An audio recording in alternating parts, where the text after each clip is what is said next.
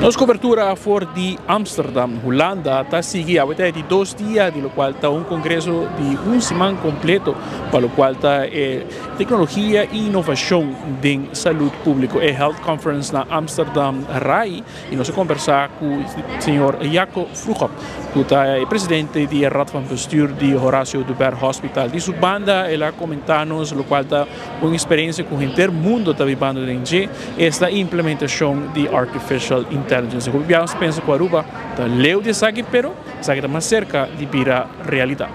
3 hele intensieve dagen met heel veel gesprekken tussen bedrijven en ministeries en heel veel mensen die hier hun informatie komen delen. Want we hebben wereldwijd allemaal toch wel dezelfde uitdagingen om genoeg mensen te kunnen vinden.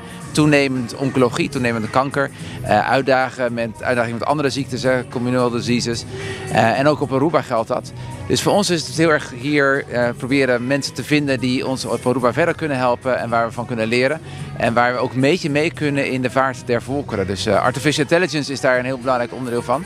En daar staat het deze dagen echt bol van. En is het nou maar ingeslagen? Is het gelukt? Ja, we hebben een aantal interessante gesprekken ook gehad met bedrijven die bijvoorbeeld op het gebied van voeding iets voor ons kunnen betekenen. Om het voor het ziekenhuis, voor de patiënten die opgenomen worden, nog makkelijker kunnen maken als ze een dieet hebben om dat ook thuis voor te zetten. Wat kan je makkelijk gebruiken. Maar ook bijvoorbeeld scans die veel makkelijker ook met telefoons te werken zijn, die daardoor ook veel goedkoper zijn en waardoor je veel meer mensen goed kunt monitoren en een eventuele ziekte er op een hele makkelijke manier uithalen. Maar ook met bedrijven die over reporting, over hoe ga je nou echt dadelijk makkelijker om met mensen vinden en hoe kan je ook bepaalde onderdelen van de geneeskunde met elkaar verbinden, waardoor je de data die we allemaal hebben, we hebben natuurlijk ook in het ziekenhuis echt heel veel data, als je die allemaal met elkaar verbindt, dan kan je uiteindelijk tot betere diagnose, betere behandeling komen en uiteindelijk ook veel meer preventie werken, waardoor je mensen gezonder ouder kunt laten worden. En dat is wat we eigenlijk allemaal heel graag willen. En we hebben hier multinationals gezien, Microsoft, Google, noem maar op, en Philips. Is het nog, hebben ze belangstelling voor een klein eiland zoals Aruba?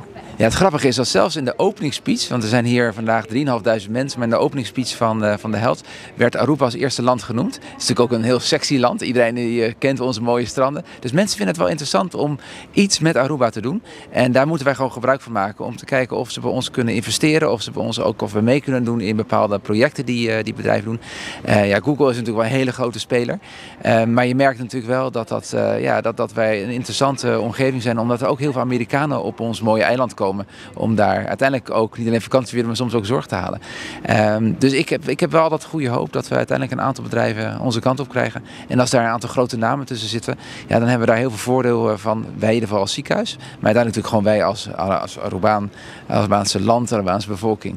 Als je kijkt natuurlijk wat we totaal uitgeven aan zorg op Aruba, valt het nog heel erg mee in vergelijking tot heel veel andere landen. Daar geven ze veel meer geld uit.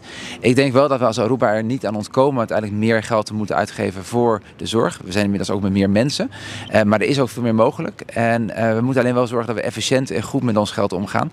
Zodat we proberen zoveel mogelijk mensen op een preventieve manier te helpen. Proberen dat als je niet in de zorg terecht hoeft te komen, dat je daar ook geen gebruik van maakt. Maar ook dat we door middel van slimme technieken zoals artificial intelligence, verbinding van data, maar ook op afstand misschien inhuren van mensen. Dat we op die manier gewoon goed met het geld kunnen omgaan, zodat het geld wat we hebben, dat we in ieder geval niet te veel uitgeven en dat het in ieder geval heel goed wordt ingezet. En het zal een uitdaging worden, zeker met het tekort aan personeel ook wereldwijd. Dat vraagt uiteindelijk om hogere salarissen. Zeker ook voor de zorg is dat denk ik iets waar we ook voor moeten gaan strijden met elkaar om de juiste mensen te kunnen blijven krijgen. Maar ik heb er wel goede hoop van dat dat gaat lukken. La conferencia Health aquí en Amsterdam sigue mañana y otro mañana y pues así aquí diferentes países rond el mundo está ser conocido con nos Isla Aruba también que el esfuerzo que está haciendo para lo cual está así un salud público en alcance de un tour y seguro uno más beneficioso para nos isla. A mí Marco Espinosa for de Amsterdam, Holanda para 24horas.com nos te promedio de noticia.